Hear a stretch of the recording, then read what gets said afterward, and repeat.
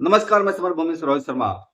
CPI माओवादी के भारत में जो आंदोलन चल रहा है, उस आंदोलन के समर्थन में दुनिया भर की जनता सामने आ रही है और उसके लिए आवाज अंतर्राष्ट्रीय स्तर पर भी उठा रही है।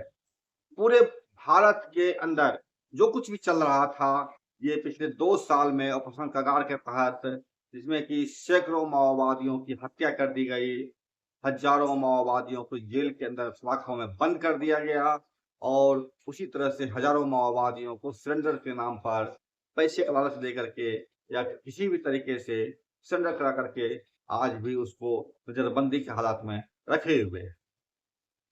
इस पूरी परिघटना पर दुनिया के तमाम मजदूरों का निगाह है और जैसा कि आप जानते हैं, माओवादियों का न केवल भारत में बल्कि पूरी दुनिया में एक समर्थन है और इसका एक अंतर्राष्ट्रीय मंच भी है। इसी कड़ी में एक महत्वपूर्ण चीज और है जानना कि भारत की कम्युनिस्ट पार्टी माओवादी इसकी हर गतिविधि पर दुनिया के तमाम माओवादियों का गहरी नजर रहती है और यहाँ पर हर घट रही घटनाओं को बहुत ही बारीकी से वो देखते और महसूस करते हैं और उससे सीखते भी हैं और उससे अपने यहाँ उसको लागू करने का कोशिश भी करते हैं। और यही कारण है कि भारत में जो कुछ भी माओवादी आंदोलन चल रहा है, चाहे सरेंडर्स हो या फिर संसदवाद का झंझट हो या गद्दार की भूमिका हो या मुखबिर की भूमिका हो, इन तमाम चीज पर अंतर्राष्ट्रीय कम्युनिस्ट माओवादी कम्युनिस्ट मंच जो है वो निगाह से देख रहा है और समर्थन भी कर रहा है। इसी कड़ी में अभी इटली से एक पत्र जारी हुआ है जिसमें कि उस समिति का नाम है भारत में जनयुद्ध के समर्थन में अंतर्राष्ट्रीय समिति। इस समिति ने जून 26 को एक प्रेस बयान जारी किया है और प्रेस बयान जारी करके भारत में चल रहे माओवादियों के आंदोलन का समर्थन किया है और बताया है किस तरीके से क्या चीज चल रहा है। तो आइए हम सीधे उस पत्र की ओर जाते हैं जिस पत्र में ये भारत में जनयुद्ध के समर्थन में अंतर्राष्ट्रीय समिति के द्वारा जो जारी किया गया पत्र है उस पर निगाह डालते हैं और समझने की कोशिश करते हैं कि आखिर वो है क्या।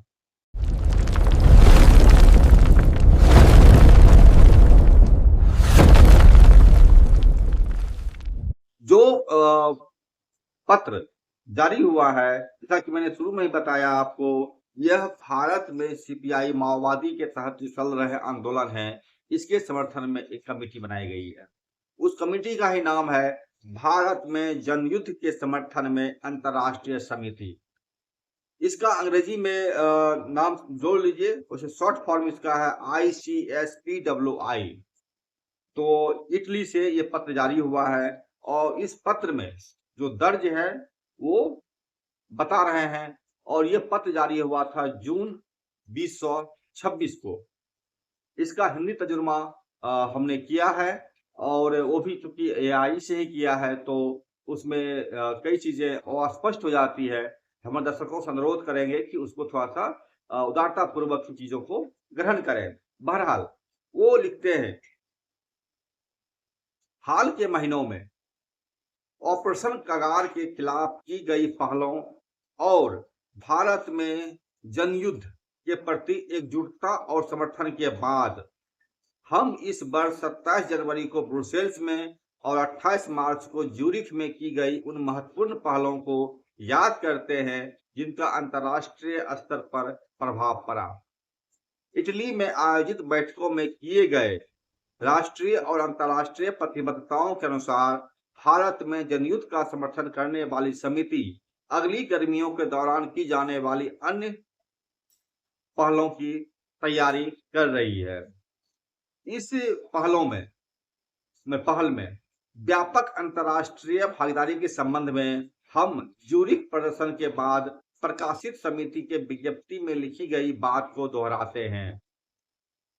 भारत में जनयुद्ध के समर्थन के लिए अंतर्राष्ट्रीय समिति शॉर्ट फॉर्म ICSPWI सड़कों पर उतरे सभी बलों की सराहना करती है और उन्हें समग्र रूप से इस लड़ाई को जारी रखने का एक बड़ा आधार और क्रांतिकारी और लोकतांत्रिक ताकतों तथा भारतीय कम्युनिस्ट पार्टी माओवादी के लिए प्रोत्साहन का एक बड़ा स्रोत मानती है, जो इस कठिन समय में पार्टी जनसेना और जनयुद्ध के मार्ग और प्रैक्टिस की रक्षा के लिए भारत में बहादुरी से लड़ रहे हैं। आज आंदोलनों को जारी रखने की अत्यावश्यक आवश्यकता इस तथ्य के कारण भी है कि नरेंद्र मोदी की फांसीवादी हिंदुत्व सरकार विशेष रूप से अपने गृह मंत्री अमित शाह की सक्रिय भागीदारी के साथ पूरे देश में दमन जारी रखे हुए है, जो जनता के खिलाफ एक वास्तविक युद्ध है और हमेशा अंतर्राष्ट्रीय ध्यान से दूर है, जो जानबूझकर भारतीय उपमहाद्वीप में हो रही घटनाओं को नजरअंदाज करता है। भारतीय साथियों ने अपने विज्ञप्ति में बताया है कि अपने भारतीय साथियों मतलब भारत के जो माओवादी हैं वो अपने विज्ञप्ति में बताया है कि अपने उद्देश्यों को प्राप्त करने के लिए सशस्त्र बल आदिवासियों पर आतंक का राज कायम कर रहे हैं, जिसमें बलात्कार और हत्याओं से लेकर हवाई बमबारी और पूरे गांव को जलाना शामिल है। सीपीआई माओवादी के नेता और कार्यकर्ता जो अपने अधिकारों के लिए संघर्ष में जनता के साथ है, उनकी सुनियोजित तरीके से हत्या की जा रही है। हमने देखा है कि महासचिव कॉमरेड बासव राज की हत्या के तुरंत बाद मध्य भारत के जंगलों का एक बड़ा हिस्सा बहुराष्ट्रीय कंपनियों को सौंप दिया गया। इस माहौल में क्रांतिकारी जन राजनीतिक संगठन फांसीवादी एजेंडे के खिलाफ एक किले की तरह डटे हुए हैं। दरअसल ये हमले रोजाना हो रहे हैं। बमबारी, ड्रोन का इस्तेमाल, हजारों पुलिसकर्मियों, सैनिकों की तैनाती, कोबरा जैसे विशेष डेथ स्क्वाड और गैर न्यायिक हत्याएं, जो मुख्य रूप से न केवल संघर्षों का नेतृत्व करने वालों को बल्कि इन संघर्षों के प्रति सहानुभूति रखने वालों और हिंदुत्ववादी फांसीवादी सरकार की दमनकारी गतिविधियों की निंदा करने वालों को भी निशाना बनाती है और इसी कारण वे विशेष ध्यान का केंद्र बन जाते हैं। छात्रों से लेकर विश्वविद्यालय के प्रोफेसरों, कवियों, लेखकों और बुद्धिजीवियों तक, जिनकी इन दिनों लगभग पूरे देश में तलाशी ली जा रही है और आमतौर पर सभी को माओवादी या शहरी माओवादी या अर्बन नक्सल होने का आरोप लगाया जा रहा है। बुद्धिजीवियों पर आरोप लगाया जा रहा है, उन्हें गिरफ्तार किया जा रहा है और जेल में मरने के लिए मजबूर किया जा रहा है। वे सोचते हैं कि जैसा कि भारतीय राज्य अभियोजक ने सुप्रीम कोर्ट के समक्ष 94% विकलांगता वाले डॉक्टर जीएन साईं बाबा के मामले में कहा था। उन्होंने कहा, दिमाग शरीर से ज्यादा खतरनाक है। जीएन साईं बाबा की जब कोर्ट में मसला चल रहा था, उसमें सुप्रीम कोर्ट का ये बयान था जज का कि दिमाग शरीर से अधिक खतरनाक है। उसी को यहाँ पर ये कोर्ट किए हैं। आगे लिखते हैं ये निरंतर हमले श्रमिकों और आम भारतीय जनता के खिलाफ निर्देशित है। उनके मौलिक अधिकारों पर हमले हैं। वेतन का अधिकार, काम और कार्यस्थल पर सुरक्षा का अधिकार, आवास का अधिकार, भूमि और सम्मानजनक जीवन का अधिकार, महिलाओं के साथ बलात्कार न होने का अधिकार, अभिव्यक्ति की स्वतंत्रता, प्रदर्शन की स्वतंत्रता, धार्मिक स्वतंत्रता पर हमले, जंगलों से जबरन निष्कासन के माध्यम से देश के अंदर और बाहर औद्योगिक और खनन बहुराष्ट्रीय कंपनियों के लिए जगह बनाना, जो मुख्य रूप से मोदी के पूंजीपति मित्रों अर्थात अरबपतियों अडानी, अंबानी, अग्रवाल, टाटा, जिंदल के हाथों में है, जो हमेशा भारतीय शासक वर्गों और साम्राज्यवाद की सेवा में है। न केवल अमेरिका के बल्कि रूस, चीन और अन्य सभी के भी।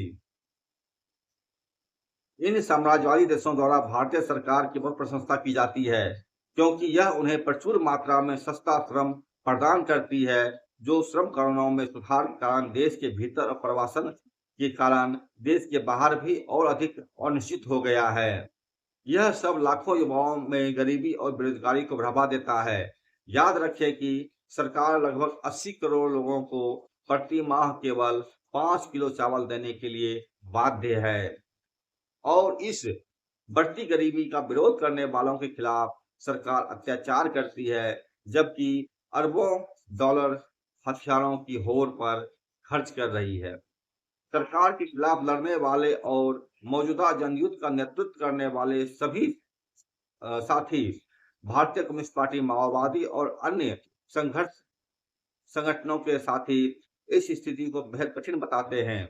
साथ ही पार्टी को ही नहीं बल्कि जनयुद्ध के पूरे अनुभवों को मिटाने की चाह रखने वालों के खिलाफ भी भीषण संघर्ष जारी है। संक्षेप में ऑपरेशन कगार के कारण स्थिति और भी बिगड़ गई है। एक क्रूर अभियान, एक निरंतर संघर्ष, क्योंकि सरकार मौजूदा जनयुद्ध को समाप्त करना चाहती है। हालांकि मोदी सरकार और उसके हत्यारों का गिरोह द्वारा निर्धारित 31 मार्च 26 की समय सीमा को पूरा करने में वे असफल रहे, क्योंकि जनयुद्ध और देश के भीतर संघर्ष के कई संगठनों का लामबंदी के कारण प्रतिरोध उत्पन्न हो गया था। इसके विपरीत यह तारीख एक चुनौती बन गई है और दुनिया भर में हो रहे आंदोलनों ने इसे मुक्ति और क्रांति के संदेश में बदल दिया है। दरअसल सर्वहारा वर्ग के लिए भारतीय जनता का संघर्ष अंतर्राष्ट्रीय महत्व रखता है और भारत में नवजनवादी क्रांति विश्वव्यापी साम्राज्यवाद विरोधी संघर्ष के सबसे महत्वपूर्ण मोर्चों में से एक है। इसकी पराजय का साम्राज्यवाद और सरबराह क्रांति के बीच शक्ति संतुलन और विश्व जनता पर जनता के संघर्ष पर सीधा प्रभाव पड़ेगा। लेकिन हाल के महीनों में नरसंहार करने वाली भारत सरकार, जो आने वाले वर्षों में दुनिया की 3 प्रमुख अर्थव्यवस्थाओं का हिस्सा बनने का दावा करती है, ने न केवल अपने ही लोगों के खिलाफ और अधिक दमन करने तक खुद को सीमित रखा है, बल्कि जेलों का सहारा लेने और यातना झेलने वाले राजनीतिक कैदियों की संख्या बढ़ाने के साथ साथ उसने सभी स्तरों पर अपने सैन्य तंत्र को मजबूत करने और अपने ऑपरेशन कगार के इर्द गिर्द अंतर्राष्ट्रीय सहमति को मजबूत करने के लिए भी कड़ी मेहनत की है।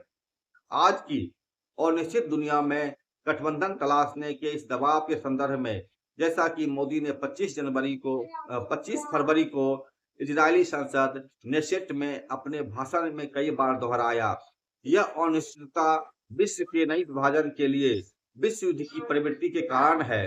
विभिन्न देशों यात्राएं शुरू हो गई है, विशेष रूप से नाजी जियोनी इजराइल से, जिस पर संयुक्त राष्ट्र ने एक बार फिर गाजा के बच्चों के नरसंहार का आरोप लगाया है। इन यात्राओं में सैन्य और वाणिज्यिक समझौतों को और भी मजबूत बनाने के लिए मीठे शब्दों का प्रयोग किया जा रहा है और जायोनिज्म और हिंदुत्व फांसीवाद के बीच घनिष्ठ वैचारिक संबंध की पुष्टि की जा रही है। मोदी मई में फांसीवादी मेलोनी के इटली में गए और दोनों ही मामलों में विशेष रणनीतिक साझेदारी के माध्यम से द्विपक्षीय संबंधों को मजबूत करते हुए उन्होंने राजनीतिक और वाणिज्यिक दोनों ही दृष्टिकोण से और भी मजबूत समझौते करते हुए उन्होंने राजनीतिक दृष्टिकोण से IMEC कॉरिडोर के साथ वाणिज्यिक दृष्टिकोण से और युद्ध तंत्र को मजबूत करने के लिए सैन्य दृष्टिकोण से और भी मजबूत समझौते किए। इन सभी कारणों से, जैसा कि ज्यूरिख में प्रदर्शन के अंत में चौक पर दिए गए भाषण में कहा गया था, अंतर्राष्ट्रीय समर्थन समिति भारत में जनयुद्ध के समर्थकों और भारतीय कम्युनिस्ट पार्टी माओवादी के खिलाफ ऑपरेशन के कार्य माओवादी पर ऑपरेशन कगार के खिलाफ अंतर्राष्ट्रीय आपातकालीन अभियान के भीतर निंदा और व्यापक लामबंदी जारी रखना है। इसीलिए जुलाई, अगस्त और सितंबर के महीनों में इटली में अन्य पहलों की योजना बनाई गई है, जैसे कि भारतीय दूतावास के सामने प्रदर्शन और दमन के खिलाफ तथा राजनीतिक कैदियों की रिहाई के लिए रोम में एक सभा, भारतीय श्रमिकों का एक सूचना अभियान और संगठन तथा IMEC परियोजना के खिलाफ एक साम्राज्यवाद विरोधी लामबंदी, विशेष रूप से भारत और फांसीवादी मेलोनी के इटली के बीच संबंधों और भारत और इजराइल के बीच संबंधों के संदर्भ में, जो दोनों ही फिलिस्तीन में नरसंहार में भी शामिल है। ये एक पत्र था जो कि इटली से जारी किया गया है और जिस तरीके से मोदी इटली जाते हैं मिलने के लिए मेलोनी से, अब मेलोनी टॉफी का जिस तरह से दे करके चीजों को हास्यास्पद बनाने की कोशिश करते हैं, इसके साथ है जिस तरह से इजराइल जाकर के ट्रंप के इशारों पर और एप्स्टीन फाइल के इशारों पर नाचते हुए इजराइल के हर नरसंहार का, बच्चों के हर क्रूरतापूर्ण हत्या का समर्थन करता है। इस तमाम चीज़ों पर अंतर्राष्ट्रीय जो मज़दूर आंदोलन है या मज़दूर आंदोलन के समर्थक हैं, उनकी गहरी निगाह है और इन तमाम चीज़ों पर इन्होंने अपना तरफ से एक समर्थन पत्र जारी किया है। उस संगठन एक कमिटी बाकायदा एक कमिटी बना करके जिसमें कि भारत में जदयू के समर्थन में अंतर्राष्ट्रीय समिति नाम दिया गया है। इन्होंने ज़ूरिख में और दूसरी जगह ब्रुसेल्स में भी पर्सनल प्रोटेस्ट किया था, जिसकी भी जानकारी मैंने आपको पिछले वीडियो में दिया था। अगर आप चाहें तो उस वीडियो को भी जाकर के देख सकते हैं।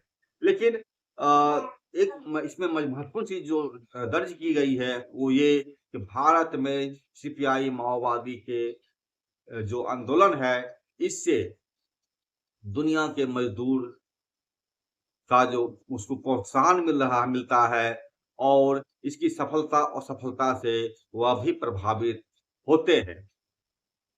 यही कारण है कि इन्होंने बताया कि अगस्त, सितंबर अन्य महीनों में भी वहाँ पर भारत के जो दमन हो रहा है ऑपरेशन तगार के लेकर के माओवादियों के खिलाफ, इसके खिलाफ जो है भारतीय दूतावास पर प्रोटेस्ट या अन्य कई सारे कार्यक्रम इन लोगों ने वहाँ पर आयोजित करने का निर्णय लिया है। कार्ल मार्क्स ने कहा था, कार्ल मार्क्स जो सीपीआई माओवादी के सर्वोच्च लीडर रहे हैं, उन्होंने कहा था दुनिया के मजदूर एक हो। उन्होंने यह भी कहा था कम्युनिस्ट अंतर्राष्ट्रीयतावादी होते हैं।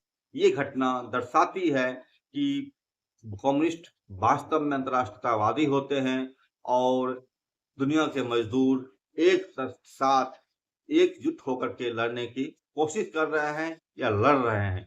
यही कारण है कि भारत के सीपीआई माओवादी के हर सफलता असफलता पर दुनिया भर के मजदूरों का निगाह है, उससे प्रेरणा पाते हैं, उससे सीखते हैं और अपने देश में भी इसी तरह से फासीवादियों के खिलाफ संघर्ष करने का, साम्राज्यवादियों के खिलाफ संघर्ष करने का एक मुहिम छेड़ते हैं। ये पूरी वीडियो थी और इस पर आप क्या सोचते हैं? कमेंट करके ज़रूर बताएँ। इसके साथ ही आप अगर चाहें तो मेंबरशिप ले सकते हैं। इससे हमें काम करने में सुविधा होती है। ₹89 का है, ₹159 का है या और भी है जिसको आप लेकर के आप हमें सहयोग पहुँचा सकते हैं। चैनल देखिए, लाइक कीजिए, सब्सक्राइब कीजिए, शेयर कीजिए और हमसे जुड़े रहिए। नमस्कार।